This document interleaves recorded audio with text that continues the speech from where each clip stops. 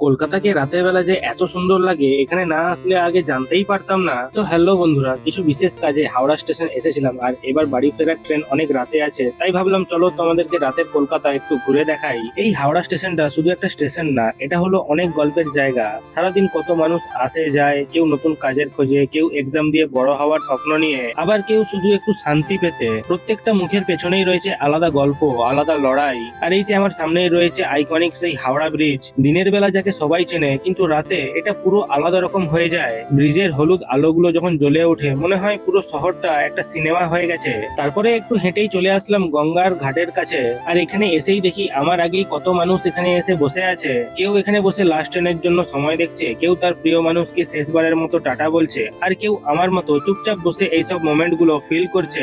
এই নদীর হাওয়া মনটাকে একদম শান্ত করে দেয়, মনে হয় যেন সব চিন্তা দূরে চলে যাচ্ছে। আর দূর থেকে যখন হাওড়া ব্রিজের আলোর প্রতিচ্ছবিগুলো জলে পড়ে মনে হয় যেন সেটা কিছু বলতে চাইছে, কিন্তু কথাগুলো হাওয়াতে উড়ে যাচ্ছে। ইস, দেখছো তোমাদের সাথে কথা বলতে বলতে কত দেরি হয়ে গেল। নাও চলো, অনেক ফিল নেওয়া হয়ে গেল, এবার আমারও বাড়ি ফেরার পালা। ভিডিওটা ভালো লাগলে লাইক, কমেন্ট, শেয়ার করতে ভুলো না। দেখা হবে এরকমই আরো নতুন ব্লগ নিয়ে।